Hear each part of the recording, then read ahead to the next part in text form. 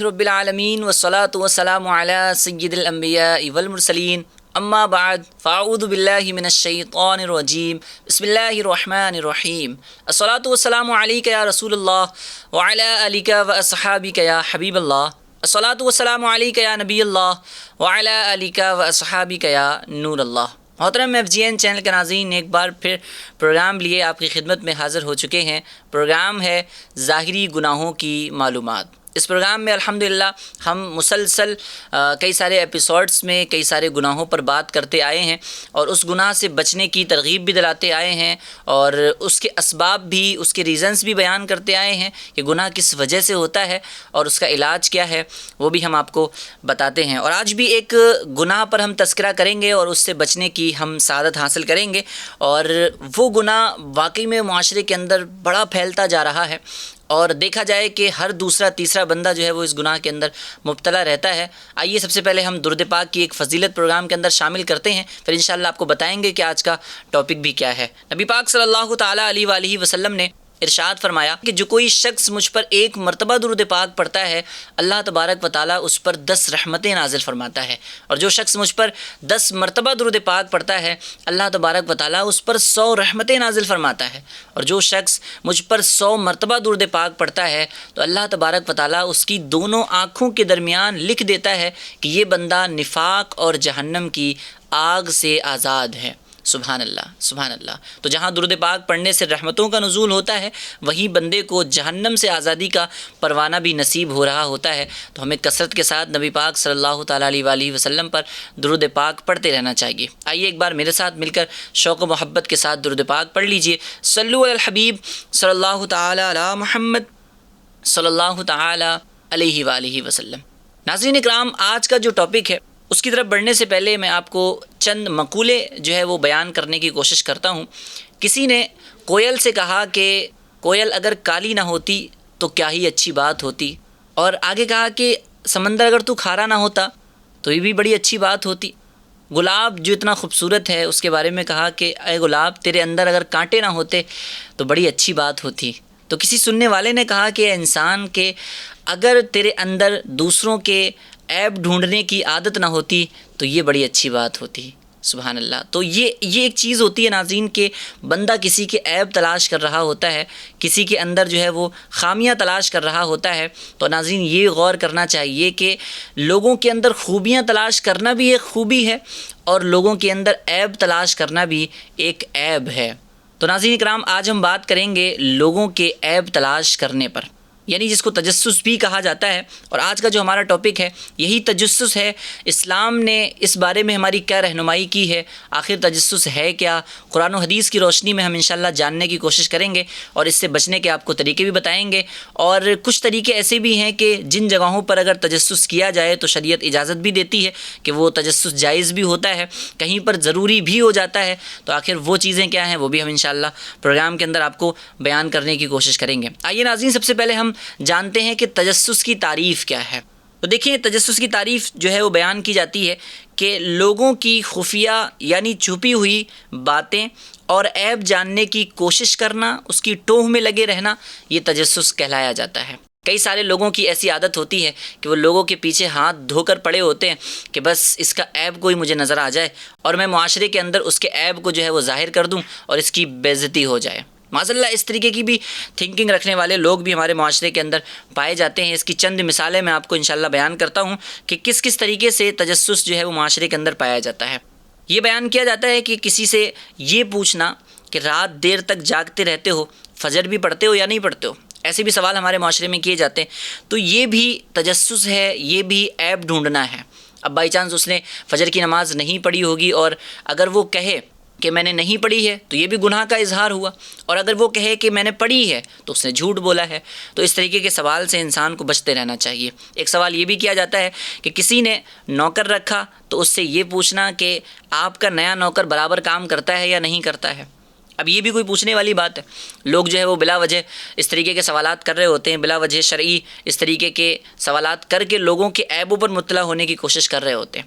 اچھا، اس سوال کے جواب میں پورا جواب دینا بھی مشکل ہوتا ہے۔ کئی بار ایسا ہوتا ہے کہ نوکر چاکر جو ہوتے ہیں وہ کام میں چوری بھی کر رہے ہوتے ہیں، سستیاں بھی کر رہے ہوتے ہیں، اور حرام خوری والے معاملات بھی ہوتے ہیں، لیکن اگر وہ کچھ بھی بولے گا تو کہیں نہ کہیں جو ہے وہ گناہ کا اظہار بھی ہوگا، اور اس سوال سے سائل کا کوئی فائدہ بھی نہیں ہوگا۔ تو بندے کو اس طریقے کے سوالات سے بچنا چاہیے۔ اچھا جی، کچھ جگہوں پر جو ہے وہ تجسس کرنا یہ شریعت نے روا قرار دیا ہے۔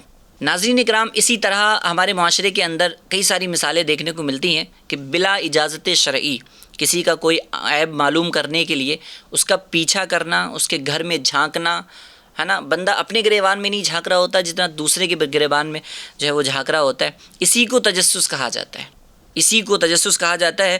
اور اس کی کیا وعیدات ہمارے اسلام نے بیان کی ہیں، اس کا کیا حکم بیان کیا ہے اور کیا مختلف احکام ہیں، وہ بھی ہم انشاءاللہ سننے کی سعادت حاصل کریں گے۔ سب سے پہلے میں اس کا حکم بیان کرتا ہوں کہ شریعت اسلامیہ کے نزدیک اس کا حکم کیا ہے، تجسس کا حکم کیا ہے۔ تو سنیے کہ مسلمانوں کی عیب جوئی یعنی عیب تلاش کرنا یہ حرام ہے، حرام ہے، جہنم میں لے جانے والا کام ہے۔ جب شریعت اجازت نہیں دیتی ہے تو کسی بھی انسان کو یہ اجازت نہیں ہے کہ وہ کسی مسلمان کے پیچھے لگا رہے اور عیب جو ہے وہ تلاش کرتا رہے۔ بے دین اور مفسدین لوگ جو فساد پھیلانے والے ہوتے ہیں، ان کے حالات چھپ کر دیکھنا، سننا، تاکہ ان کے فساد سے روک تھام ہو سکے، ان کے ہم فساد پر مطلع ہو سکیں، اس طریقے کی اگر کنڈیشن ہے تو شریعت اس کو جائز قرار دیتی ہے کہ مفسدین اور جو فساد پھیلانے والے لوگ ہیں ان کے عیبوں پر مطلع ہونا واقعی میں لوگوں کے لیے ضروری ہے تاکہ ان کے فساد سے انسان بچ سکے، امت مسلمہ کو ان کے فساد سے جو ہے وہ بچایا جا سکے۔ اسی طریقے سے ایک اور چیز ہوتی ہے کہ جہاں پر تجسس کرنا یہ جائز ہوتا ہے، جیسے نوکر رکھتے وقت شراکت داری، یعنی پارٹنرشپ آپ کر رہے ہیں، کسی کام میں لین دین کا معاملہ کر رہے ہیں اور کہیں شادی کا ارادہ ہے تو حسب ضرورت، یہاں پر بھی قید لگائی گئی، حسب ضرورت، جتنی ضرورت ہے، جتنا ہمیں ضروری ہے اس کے بارے میں جاننا، بس اتنی ہی معلومات لینا، اس میں کوئی گناہ نہیں ہے اور یہ جائز بھی ہے۔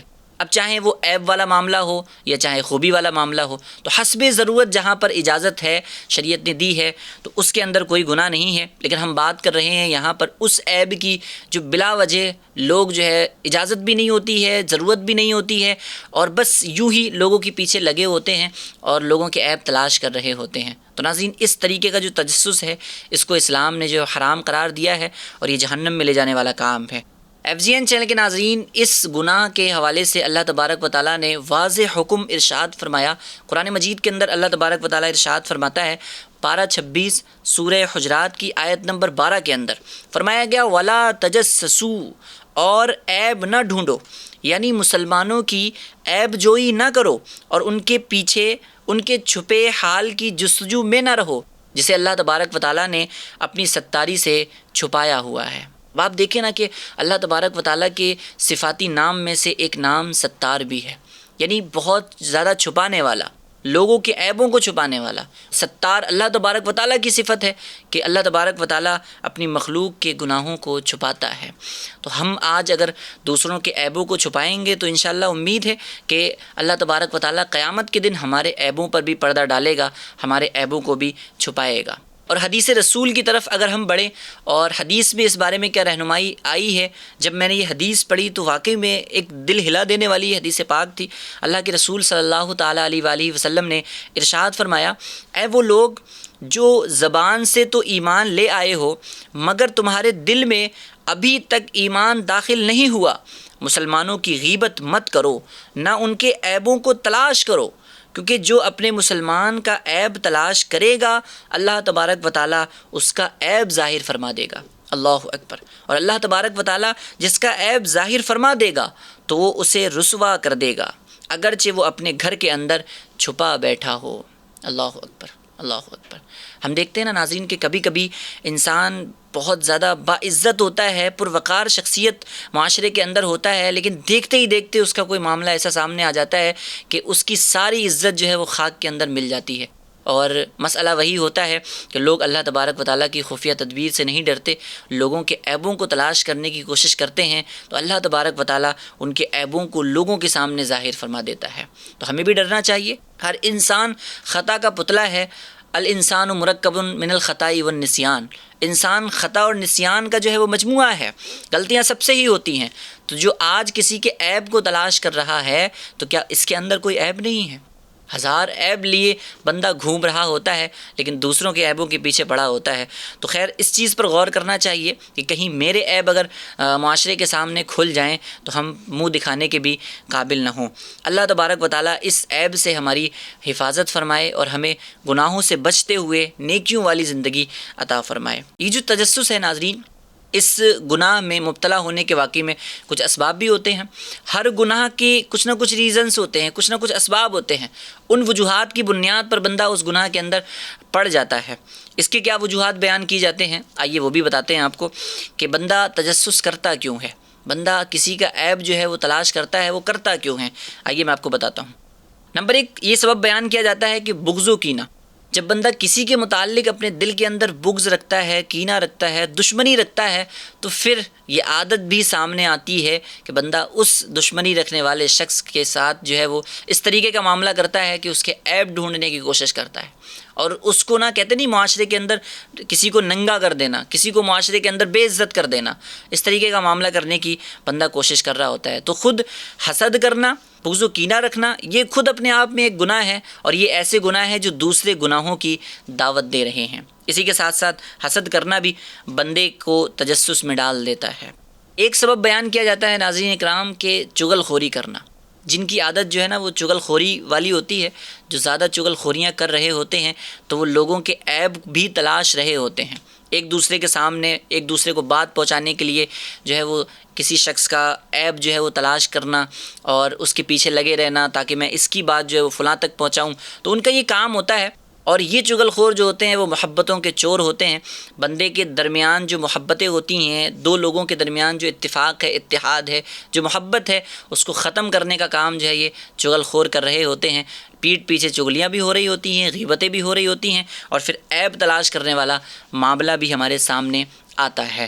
تو اللہ تبارک و تعالی ہمیں ان گناہوں سے بھی بچنے کی توفیق عطا فرمائے۔ ناظرین اکرام، اب اس عادت سے آخر بچا کیسے جائے؟ کیونکہ کوئی بھی مسلمان اس کو پسند نہیں کرے گا کہ وہ اس کے خود کے عیب جو ہے وہ لوگوں تک پہنچائے جائیں یا وہ کسی کے عیبوں کو دوسروں تک پہنچائے۔ تو اس جو تجسس والی عادت ہے، کبھی کبھی ایسی ہوتی ہے کہ عادت بندے کے اندر شامل ہو جاتی ہے، اسے اس کا علم نہیں ہوتا، جب غور کرتا ہے تو سمجھ میں آتا ہے نہیں یہ معاملہ مجھے نہیں کرنا چاہیے تھا، یا اس کا عیب مجھے تلاش نہیں کرنا چاہیے تھا، یہاں تو میں نے اس کی بات فلاں تک پہنچا دی، فلاں کی بات فلاں تک پہنچا دی، ایسا ہو رہا ہوتا ہے۔ جب غور کریں گے تو پتہ چل جاتا ہے کہ یہ کہیں نہ کہیں یہ عادت ہمارے اندر آ چکی ہے۔ تو اب اس عادت سے بچنے کے طریقے بھی ماشاءاللہ علماء کرام نے بیان کیے ہیں۔ ایک طریقہ یہ بیان کیا جاتا ہے کہ اپنے عیبوں پر نظر رکھیے۔ جب بندہ اپنے آپ کو دیکھتا ہے نا، اور واقعی میں حقیقت میں بندہ جب اپنے آپ کو دیکھنے لگ جائے تو پھر اس کو دوسرے کے عیب نہیں لگتے، دوسرے کے عیب نہیں لگتے، کیونکہ آلریڈی اس کے پاس ہی بہت سارے عیب ہوتے ہیں، اور وہ بندہ خود ہی اتنا خطا کار ہوتا ہے۔ اور تجسس دور کرنے میں یہ جو چیز ہے وہ بہت زیادہ معاون ثابت ہوتی ہے کہ بندہ اپنے گریبان میں جھانک کر دیکھے، اپنے عیبوں پر نظر رکھے۔ اچھا جی، ایک جو طریقہ بیان کیا جاتا ہے وہ یہ کہ بے جا سوچنا یہ چھوڑ دینا چاہیے۔ ٹھیک ہے، میرے سامنے فلاں نے کوئی کام کیا ہے نا، کس وجہ سے کیا، کیوں کیا، نہیں یار وہ بندہ مجھ سے بڑی محبت کرتا ہے، آخر وہ ایسا کیسے کر سکتا ہے، اب اس کے پیچھے لگ جانا، اس کے عیبوں کو تلاش کرنا، تو یہ جو چیز ہے نا یہ آپ کی محبتوں کو بھی ختم کر دے گی، وہ تجسس والی عادت کہیں نہ کہیں آپ کے اندر آ جائے گی۔ اور ایک چیز یہ بھی بیان کی جاتی ہے کہ اللہ تبارک و تعالیٰ کی رضا کے لیے آپس میں محبت کیجیے اور دل سے مسلمانوں کا بغض و کینہ نکال دیجیے۔ اور سب سے اہم چیز ہے نا کہ بندہ اگنور کرنے والا ذہن ہونا چاہیے۔ اگر بائی چانس آپ کسی کا عیب دیکھے بھی تو شریعت تو سب سے پہلے یہ اجازت دیتی ہے کہ اگر آپ جو ہے وہ کسی کے عیب پر مطلع نہ ہوں، اگر بائی چانس آپ ہو گئے کسی کے عیب پر مطلع تو اس کو چھپانے کی کوشش کریں، اس کو لوگوں تک بتانے کی کوشش نہ کریں بلکہ اس کو چھپانے کی کوشش کریں۔ آج اگر ہم کسی کا عیب چھپاتے ہیں تو امید ہے کہ اللہ تبارک و تعالی ہمارا بھی عیب چھپائے گا۔ اور یہ جو چیز ہے تجسس والی، یہ 2 اسٹیپ آگے بڑھ کر ہے۔ وہ چھپانا تو دور کی بات ہے کہ بندہ جو ہے وہ ڈھونڈنے کی کوشش کر رہا ہوتا ہے، بندہ جو ہے وہ اس کے پیچھے لگا ہوا ہوتا ہے۔ تو خیر یہ تو بڑی خطرناک چیز ہے، اللہ تبارک و تعالیٰ اس سے ہماری جو ہے وہ حفاظت فرمائے، اور خود کو جہنم کے عذاب سے ڈرائیے، کیونکہ واقعی میں تجسس کرنے والے کہیں غیبتیں بھی کر رہے ہوتے ہیں تو غیبت کا عذاب بھی ان کے ساتھ ہونے والا ہے، لوگوں کی دل آزاریاں بھی کر رہے ہوتے ہیں۔ اب ظاہر ہے کہ جس کا بھی عیب ہم نے بیان کیا ہے تو اس کو اچھا تو لگے گا نہیں نا، اس کو برائی لگنا ہے، اس کو یہ نہیں لگے گا کہ بھائی کہ میں جا کے پھولوں کا ہار اس کو پہنا دوں، بھائی اس کو برائی لگے گا اگر آپ کسی کا عیب بیان کر رہے ہیں، تو یہ دل آزاری کا بھی سبب بنتا ہے۔ تو دل آزاری کرنے والوں کے لیے جو جہنم میں عذاب تیار کر رکھا ہے، اللہ تبارک و تعالیٰ نے انسان کو اس سے بھی ڈرتے رہنا چاہیے، جہنم سے اپنے آپ کو ڈرانا چاہیے، کیونکہ روایتوں کے اندر آتا ہے کہ جہنم میں جو سب سے ہلکا عذاب دیا جائے گا وہ یہ ہوگا کہ جہنمی کے پیروں کے اندر آگ کی جوتیاں پہنا دی جائیں گی۔ اب اس آگ کی جوتیوں سے اس کا دماغ اس طریقے سے کھولے گا جیسے ہانڈی کھولتی ہے۔ ہانڈی آپ نے پکتی ہوئی دیکھی ہوگی کہ اس پر جو ہے نا وہ ببولے ٹائپ آ جاتی ہیں، وہ بہت زیادہ کھولنے لگتی ہے، بہت زیادہ گرم ہوتی ہے، لوگ بغیر کپڑے سے اس کو چھونا بھی پسند نہیں کرتے، ہاتھ جلا دیتی ہے، چھالے ڈال دیتی ہے، اتنی خطرناک ہوتی ہے۔ یہ تو دنیاوی آگ ہے، اور اس آگ کو کئی ہزار مرتبہ بجھا کر جہنم سے پھر دنیا کے اندر بھیجا گیا ہے۔ تو آپ غور فرمائیں کہ جہنم کی آگ کا عالم کیا ہوگا۔ انسان اپنے آپ کو جہنم سے بھی ڈرائے اور اس سے بچنے کی، اس تجسس سے بچنے کی کوشش بھی کرے۔ مزید آپ اس تجسس کے بارے میں مزید معلومات اگر آپ حاصل کرنا چاہتے ہیں تو امیر اہل سنت حضرت علامہ مولانا ابو بلال محمد الیاس عطار قادری رضوی ضیائی دامت برکاتہم القدسیہ کی بڑی پیاری کتاب ہے نیکی کی دعوت۔ نیکی کی دعوت کے صفحہ نمبر 397 سے لے کر 402 تک کا مطالعہ فرمائیے، انشاءاللہ اس تجسس کی عادت سے اپنی جان چھڑانے میں آپ کامیاب ہو سکیں گے۔ اللہ تبارک و تعالی ہمیں خوب علم دین سیکھ کر اور گناہوں سے بچ کر نیکیوں میں اپنی زندگی گزار کر اس دنیا سے جانے کی توفیق عطا فرمائے۔ اللہ تبارک و تعالی گناہوں سے بچ کر ہمیں نیکیوں بھری طویل زندگی عطا فرمائے۔ انشاءاللہ پھر ملیں گے ایک نئے ایپیسوڈ میں اور ایک نئے ٹاپک کے ساتھ، ایک نئے گناہ کی معلومات لے کر، اور اس سے بچنے کے طریقے بھی انشاءاللہ ہم بیان کرنے کی کوشش کریں گے۔ جب تک کے لیے دعا میں یاد رکھیے گا، اپنا خوب خیال رکھیے گا، FGN چینل دیکھتے اور دکھاتے رہیے گا۔ صلو علی الحبیب صلی اللہ تعالی علی محمد صلی اللہ تعالی علیہ وسلم۔ یا اللہ یا اللہ یا